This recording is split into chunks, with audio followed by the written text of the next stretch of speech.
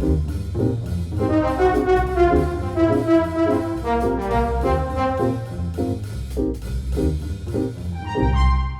muy buenas, de nueva cuenta. Estamos acá en la tercera y última cápsula de esta masterclass sobre la Edad Media y el poder político y religioso. Igual, de nueva cuenta con el profesor Armando Torres. Armando, hemos visto el proceso de crecimiento del poder del Papa, pero también se dio un proceso específico de decadencia de ese poder. Y creo que ese poder, esa decadencia de poder se refleja de cuando un hombre que tenía que estar en Roma, sentado en la cátedra, reinando, gobernando, legislando desde Roma, ¿cómo es posible que llegue a Aviñón en Francia? ¿Qué sucedió ahí? Ujú, ¿Cómo podemos entender ese paso? claro. Sí, bueno, en realidad los papas que tuvieron más poder en la Edad Media son precisamente Inocencio III, del que estábamos hablando en la cápsula anterior, y sus dos sucesores, que van a ser Alejandro después y eventualmente Gregorio IX, que es muy importante porque es el que va a fundar la institución de la doctrina de la fe, la Inquisición propiamente dicha. Pero luego de este momento de muchísimo poder durante el siglo XIII, entramos en un momento de decadencia, precisamente hacia finales del siglo XIII, que comienza con el Papa Bonifacio VIII, que es un papa tremendamente corrupto, tremendamente controversial, que le quita muchísima legitimidad a el poder pontifical. Y que termina incluso siendo acusado de herejía post-mortem.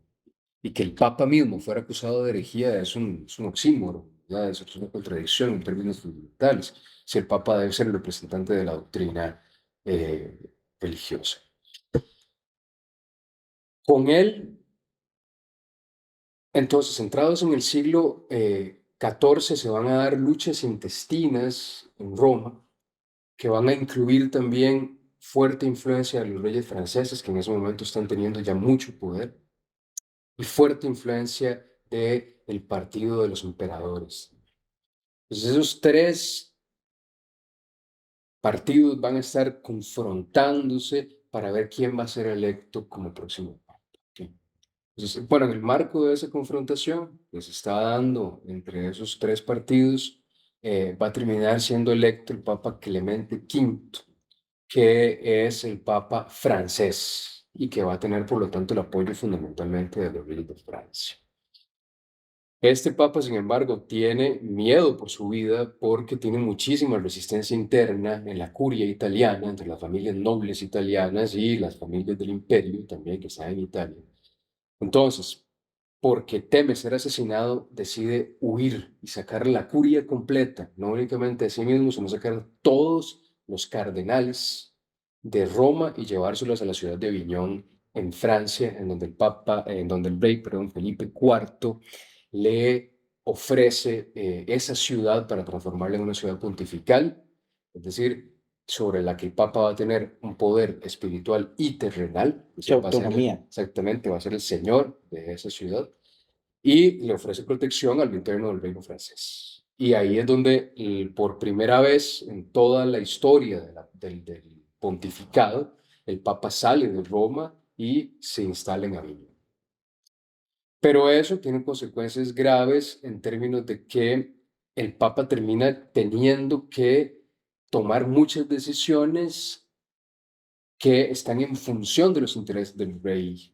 E incluso en un momento que es crucial, que es cuando los templarios, esta orden de caballeros, monjes importantes, entran en tensión con el rey de Francia, Felipe IV lleva incluso los ejércitos y los asienta fuera de la ciudad de Aviñón y le pide al Papa tomar la decisión de la disolución de esa orden.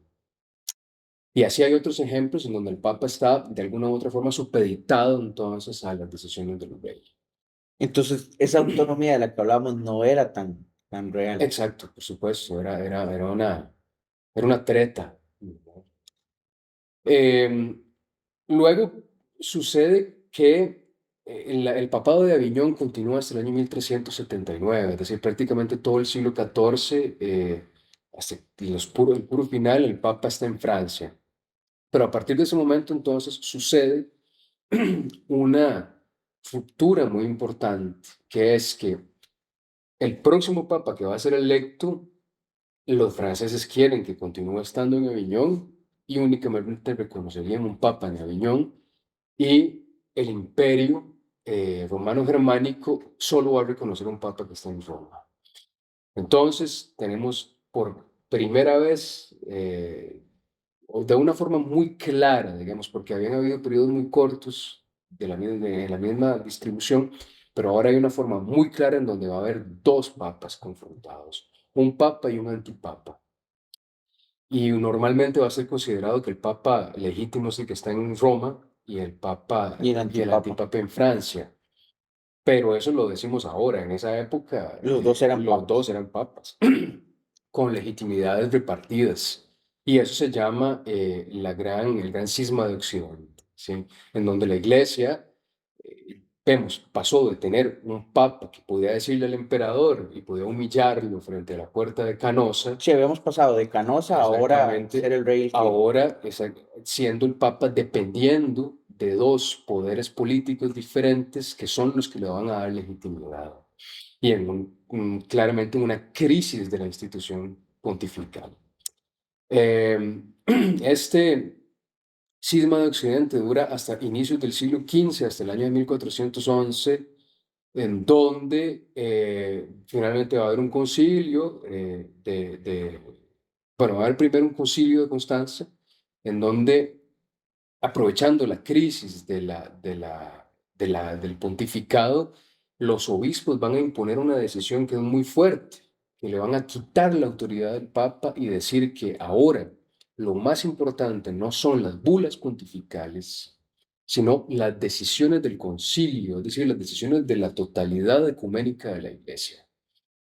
E imponen que cada 10 años hay que llamar a un concilio y solo cada 10 años se van a tomar esas decisiones importantes, ¿verdad? Y el Papa, entre tanto, va a ser un administrador fundamental de lo que es la Iglesia.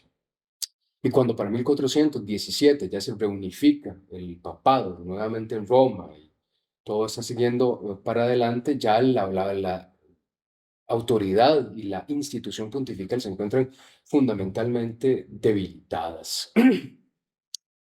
Todo el siglo XV va a ser un siglo tremendamente complejo para la iglesia. Disculpe ahí que lo interrumpa, Hernando, porque hay una cuestión que usted acaba de decir que creo que merece una explicación.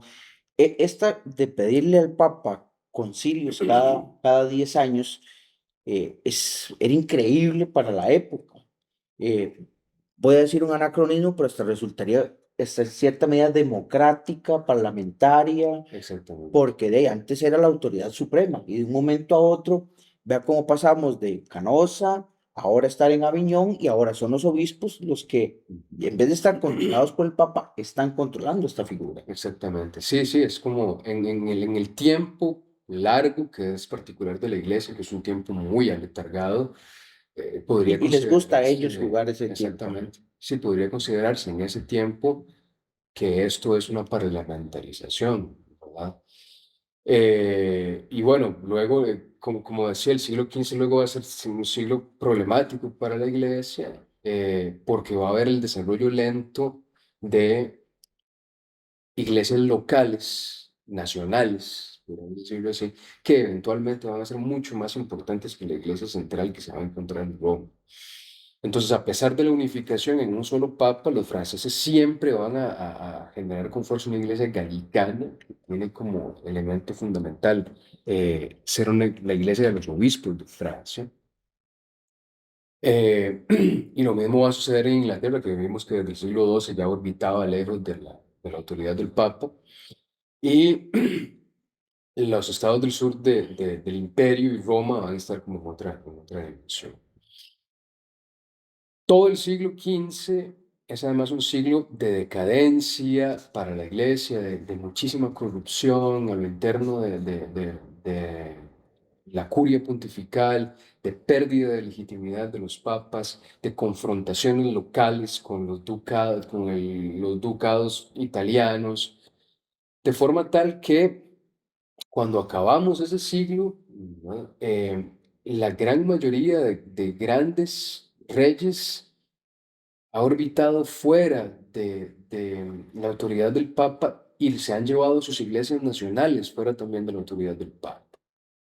Y quienes vienen a llevar a cabo ese rescate son, por supuesto, los reyes católicos españoles,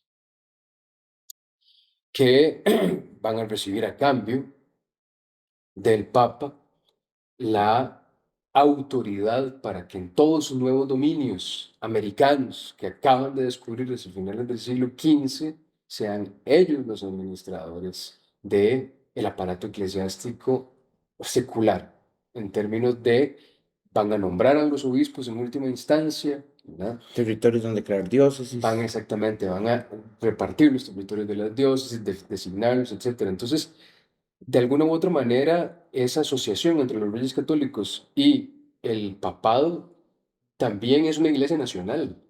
Claro. Porque curiosamente otra vez el que hace eso es Alejandro VI, Correcto. el muy bien conocido Borgia, que es de origen hispano. Ajá, O sea, exactamente. otra vez esos vínculos, llamémoslo así, aunque no me gustaría usar el término de nacionales. Sí, sí, exactamente. Es decir, hay un elemento de patria, por lo menos el concepto de patria para el siglo XV ya está claramente muy presente en la teoría política. Entonces podríamos hablarlo, sí, como un elemento que tiene que ver con la patria. Es decir, si la patria de Alejandro VI Borgia era hispánica, entonces claro que tiene que ver, es decir, él proviene de la iglesia española. Y las asociaciones que tiene con los reyes y con los obispos locales son importantes en esa decisión. Lo que sería técnicamente esas concesiones es lo que conocemos como el patronato, el regio Exacto, patronato indiano, es correcto.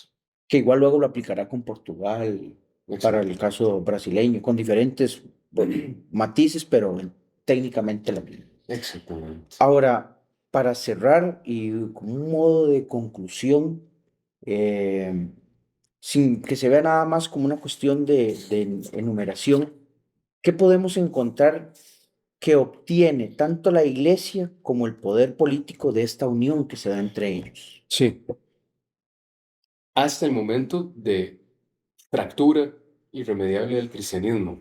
Porque luego vendrá la Exact- reforma protestante, pero ya Exactamente. eso, eso hay que dedicarle otras cápsulas Exactamente. por bajar. O sea, por eso no lo tocamos, porque Exactamente. diremos dos, tres cosas y la intención es Exacto. profundizarlo un poco más.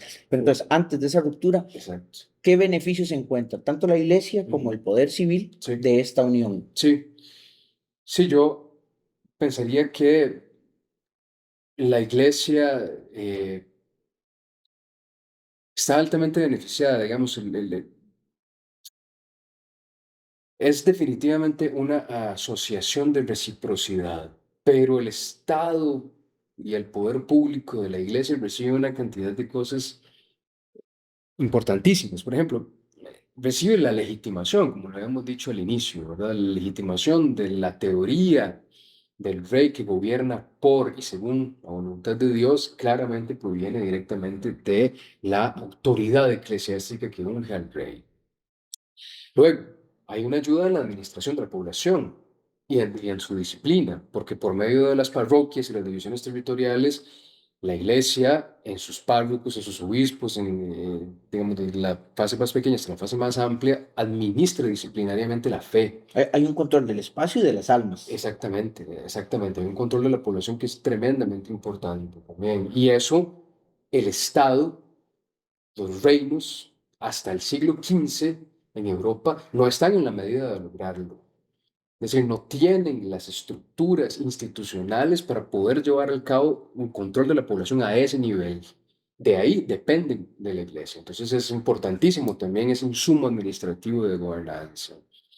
Y bueno, ya luego cuando se constituyen elementos como la Inquisición, ¿verdad? Ya eso se lleva a su paroxismo, es decir, ya llega a su punto más alto y incluso las Inquisiciones se nacionalizan también. Claro, Entonces hay una Inquisición italiana, hay una Inquisición español, francesa, hay una Inquisición portugués. española, exactamente, que son los aparatos públicos aprovechando la institución de la Inquisición para imponer una disciplina sobre su población y también defender sus propios intereses políticos. Entonces hay una instrumentalización de ese elemento por parte del Estado. Luego, eventualmente también hay cosas muy importantes como la ayuda a la administración de la salubridad pública, ¿verdad? Los primeros hospitales, los primeros Hospicios de huérfanos. hospicios de huérfanos, exactamente, y eventualmente los primeros sanatorios son administrados directamente por la caridad de la iglesia. Que reciban dinero de personas laicas para poder funcionar, claramente así es como funciona, pero son ellos los administradores de esos bienes en función de la administración de la salubridad pública. Y ahí en esos dos elementos, disciplina y salubridad pública, es claramente Michel Foucault un referente teórico muy importante, ¿verdad? Es decir, porque disciplina y salubridad pública son elementos fundamentales de la gobernanza de una población. Y en el caso de la Edad Media lo llevan a cabo fundamentalmente la iglesia. Y lo mismo sucederá en las escuelas, cuando después, específicamente del siglo XVI, XVIII en adelante, la educación, que va a ser considerada como una educación pública después del siglo XVIII, va a ser administrada por la iglesia, ¿verdad? Hasta el momento en el que ya sabemos que el Estado la va a recuperar en el siglo XIX con los procesos de reforma que hay en diferentes lugares del mundo, incluyendo, por supuesto, América Latina y Costa Rica. Y eventualmente, pues, en el marco, por ejemplo, de las expansiones coloniales del siglo XVI y eventualmente del siglo XVII, la iglesia es fundamental en el establecimiento de diferentes diócesis y territorios administrativos de control. Pueblos de indios, por ejemplo, son un ejemplo muy Claro. importante. Las encomiendas son un ejemplo muy importante. Es decir, la iglesia administrando las poblaciones recién conquistadas y pudiendo integrarlas a la lógica de administración pública. Y esto que usted menciona es bastante importante porque otra vez volvemos a hablar del el largo periodo. Usted habla del periodo colonial, pero también, cosa que yo puedo comprobar para el caso de Costa Rica, pero para el resto de América Latina, es la mayoría de las principales divisiones más pequeñas en las conformaciones de los estados nacionales responden a la existencia previa de parroquias, por Claramente, ejemplo. claramente. Porque los estados del siglo XIX, aunque nos hemos adelantado, pero es para que tengamos ese espectro más amplio, Ujú. la aparición de lo que en Costa Rica conocemos como cantones, los primeros responden a una división territorial desde el punto de vista eclesiástico. Claramente, claramente. Son herencias, ¿verdad?, que podemos notar desde el medioevo. Sí, o sea, aquí un punto muy importante es que la iglesia participa de lleno de las formas administrativas y de gobernanza. No únicamente como uno podría haberlo visto quizá en otro momento, digamos,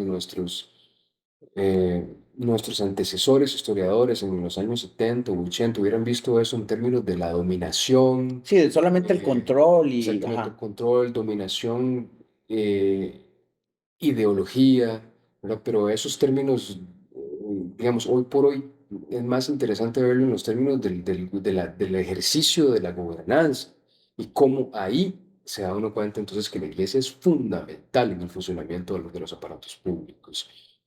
Y también entonces se disuelve un poco esa línea eh, artificial, analítica, que nosotros hemos establecido entre el poder público y eclesiástico, ¿verdad? Es decir, ambos están maridados de manera muy cercana. bueno, con esta conclusión que nos da el profesor Armando Torres Faguas, damos por concluida esta cápsula en la cual hablamos sobre el medioevo, teniendo claro que dejó la semilla ya para futuras entregas, porque habló de la reforma protestante, de la cual tenemos que hablar, dejó claro sobre o dejó ya listo el camino para empezar a hablar sobre el proceso de conquista y colonia en América y la participación de la Iglesia Católica en algo que conocemos como el Regio Patronato Indiano. Así que los esperamos en las siguientes entregas de esta masterclass. Muchas gracias por acompañarnos y seguirnos y nos vemos en una próxima entrega.